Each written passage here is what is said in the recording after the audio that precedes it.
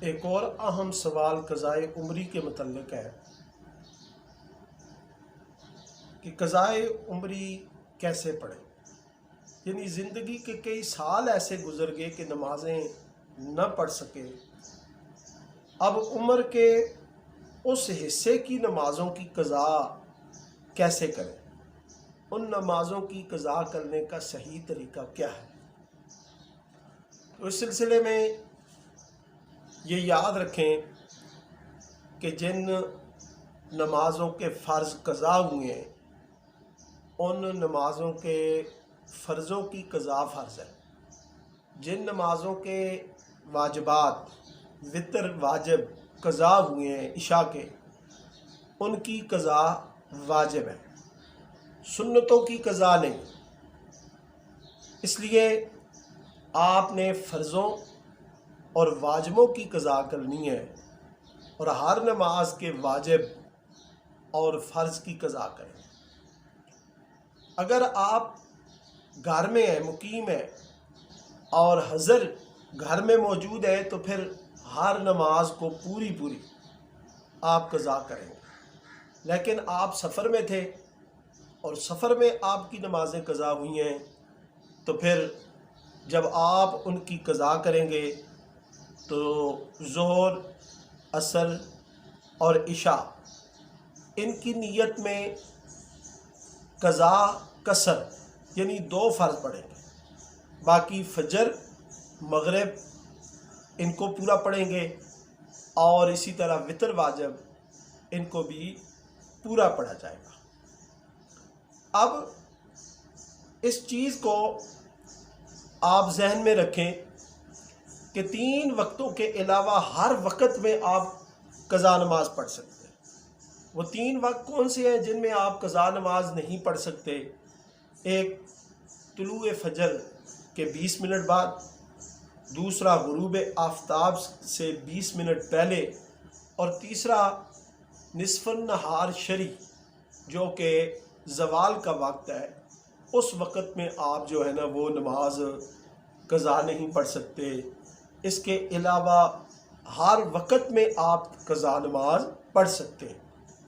یہاں پہ ایک اشکال کو میں حل کر دوں. فجر کی اذان سے لے کر طلوع آفتاب تک ہر قسم کے نوافل پڑھنے منع ہے لیکن قضا نماز پڑھ سکتے ہیں. اسی طرح عصر کے فرضوں کے بعد نوافل پڑھنے منع ہے لیکن قضا نماز آپ پڑھ سکتے ہیں. اب اگر آپ قضائے عمری ادا کرنا چاہتے ہیں تو اس کا ایک بہترین طریقہ یہ ہے کہ ہر نماز کے ساتھ آپ ایک نماز قضا کریں. فجر کے ساتھ فجر، ظہر کے ساتھ ظہر، اور اسی طرح عصر، مغرب اور عشاء. اس کی نیت اس طرح کریں کہ مثلا آپ فجر یا ظہر یا عصر یا مغرب یا عشاء یا وتر واجب ان کی قضا کرنا چاہتے ہیں تو آپ یہ نیت کر لیں کہ میں پہلی یا آخری نماز جو میرے ذمے باقی ہے اسے بطور قضا ادا کرتا ہوں. یعنی ہر نماز میں یہ آپ نیت کر لیں کہ میرے ذمے پہلی یا آخری نماز جو بطور قضا باقی ہے اسے میں ادا کرتا ہوں، یعنی اسے بطور قضا ادا کرتا ہوں. اور جو وہ ان نمازوں کو ادا کرتا چلا جائے گا تو وہ نمازیں منہا ہوتی جائیں گی، نکلتی جائیں گی، اور جو بعد والی ہیں وہ آگے آتی جائیں گی.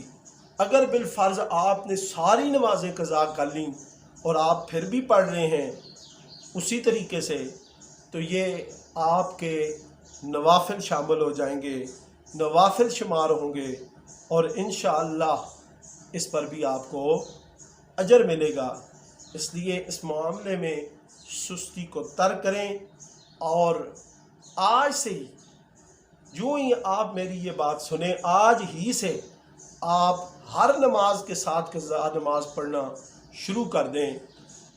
اور یہاں پہ ایک وضاحت یہ بھی سن لیں، جو لوگ نوافل پہ زور دیتے ہیں، جو لوگ تسبیحات پہ زور دیتے ہیں، یہ درست نہیں ہے.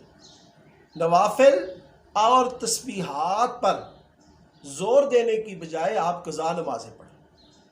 اس کے بارے میں بزرگوں نے یہ بیان کیا ہے کہ وہ شخص جو مقروض ہو اسے قرضہ پہلے دینا چاہیے۔ اگر مقروض شخص لوگوں میں گفٹ تقسیم کرنا شروع کر دے، تحفے تحائف تقسیم کرنا شروع کر دے تو یہ قابل ملامت بات ہے۔ اس کے لیے بہتر بات یہ ہے کہ وہ پہلے قرض ادا کرے پھر تحفے تحائف دے۔ اب یہ قضا نمازیں ہمارے اوپر یہ فرض ہے، یہ قرض ہے، اس لیے پہلے قضا نمازوں کو ادا کریں اور پھر نوافل اور تسبیحات میں خوب محنت کریں، لیکن قضا نمازوں کو ضرور پڑھیں، ان کو ترک نہ کریں، ان کی پڑھائی، ان کی ادائیگی کو اپنے اوپر لازم کر لیں۔ اللہ پاک عمل کی توفیق عطا فرمائے۔ سبحانک اللہم و بحمدک، اشہد ان لا الہ الا انت، واستغفرک واتوب الیک۔